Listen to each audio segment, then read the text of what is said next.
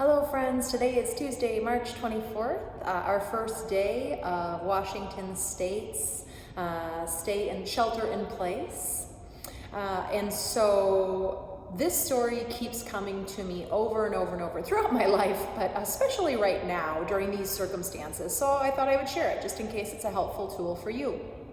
It's a Taoist story, and it's a story of this old farmer, and he has been working this land for years and years.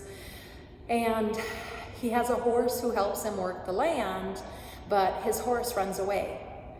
And so the neighbors hear about it. It's a small town, of course they do, and they show up and they're so sympathetic at his doorstep. Oh, how unfortunate, friend. And the old man simply replies, maybe. And then the next day, the horse returns, and with him, he has 3 wild horses that he brings. And so the neighbors show up thinking, oh my gosh, how fortunate, this is amazing. Now you're gonna have 4 horses to work your farm. You are so lucky. To which the farmer replies, maybe. And then his son, who helped him on the farm and was one of the reasons he could still farm, is out trying to ride one of the wild, untamed horses, and he falls and he breaks his leg. So now he's lost one of his main people who help him on the farm, and all of the people, the neighbors, show up. Oh, so unfortunate, this is terrible. And the farmer says, maybe. And then a couple days later, military officials show up in town and they are drafting the men, the young men. And so almost everybody in the town loses their sons, except the old farmer whose son had a broken leg. They passed him by. And so all the neighbors show up to congratulate him and tell him how well everything has worked out. To which he replies, maybe. I try to remember this story, and I try not to have judgment. It's something I've been working on for some time. Especially during times like these, you know, this is a terrible situation, this is bad. But there's always the possibility of good things happening from what seems like a bad situation.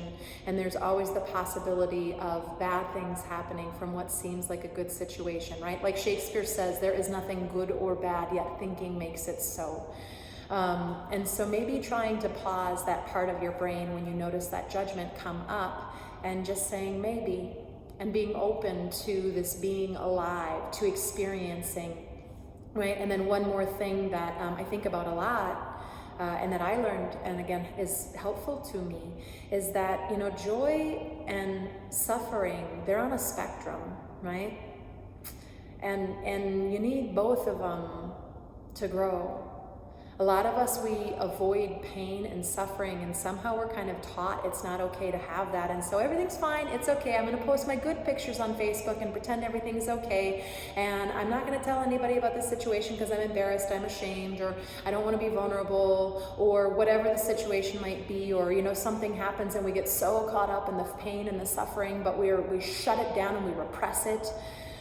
Maybe we take drugs, maybe alcohol, maybe we shop, maybe we eat a ton. We have these things that we do to try to stop that pain and that suffering. But every time you do that, the joy does the same thing, right?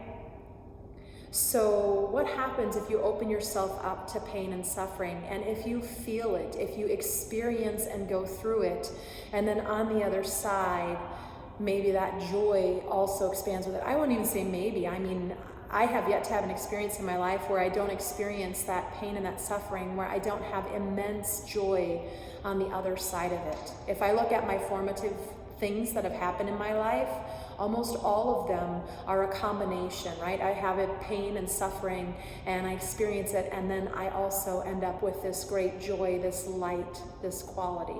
So I don't know, food for thought. May all beings everywhere, including you, be well. Namaste. Peace, peace, peace.